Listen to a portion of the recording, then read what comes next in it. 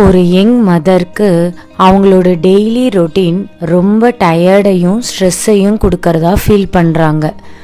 அவங்களுக்கு கண்டினியூஸாக வேலை இருந்துகிட்டே இருந்தது.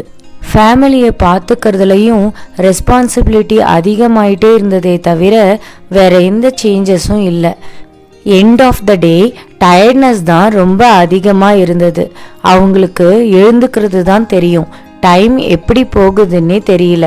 அவங்களால மார்னிங் நேரத்துக்கு சாப்பிட முடியல, நைட்டு நேரத்துக்கு தூங்க முடியல. அதை அவங்க ஃப்ரெண்ட்ஸ் கிட்ட ஷேர் பண்ணுறாங்க.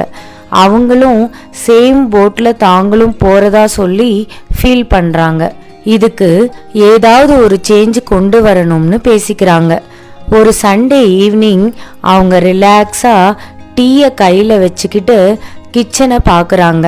சன்லைட்டோட வெளிச்சம் கொஞ்சம் கிச்சனில் இருக்கிறத பார்த்த அவங்க அப்போது ஒரு டெசிஷன் எடுக்கிறாங்க. நம்ம ஒரு ரொட்டீனை க்ரியேட் பண்ணலாம்னு முடிவு பண்ணுறாங்க.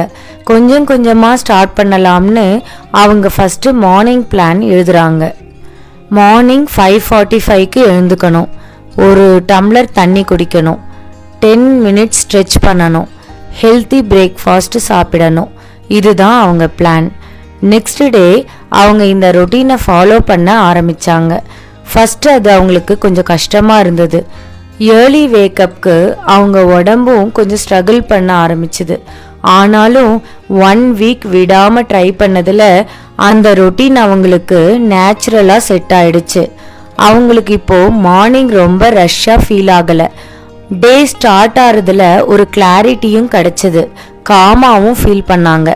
அந்த ரொட்டீன் அவங்களுக்கே ஒரு மோட்டிவேஷனை கொடுத்தது.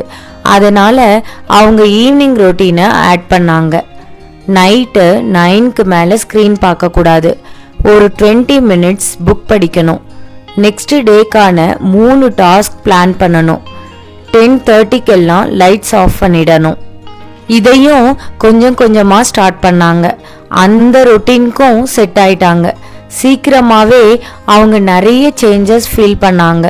அவங்க ஒர்க்கில் ரொம்ப ஃபோக்கஸ்டாக இருந்தாங்க. அவங்களோட ஸ்ட்ரெஸ் லெவல் குறைஞ்ச மாதிரி ஃபீல் பண்ணாங்க. அவங்களுக்கான நேரமும் கிடச்சிது. ரொம்ப ப்ரெஷராக இல்லாமல் ரிலாக்ஸாக அவங்க நினச்ச மாதிரி ரொட்டீன் மாறி இருந்தது. சில மாதத்துக்கு அப்புறம் இந்த எக்ஸ்பீரியன்ஸை அவங்க ஃப்ரெண்ட்ஸ் கிட்ட ஷேர் பண்ணுறாங்க. சில பேருக்கு அதில் நம்பிக்கை இல்லை, சில பேர் ரொம்ப இன்ட்ரெஸ்டாக இருந்தாங்க. அவங்க எல்லார்கிட்டையும் ஒரு விஷயத்தை மட்டும் அடிக்கடி சொல்லிக்கிட்டே இருந்தாங்க.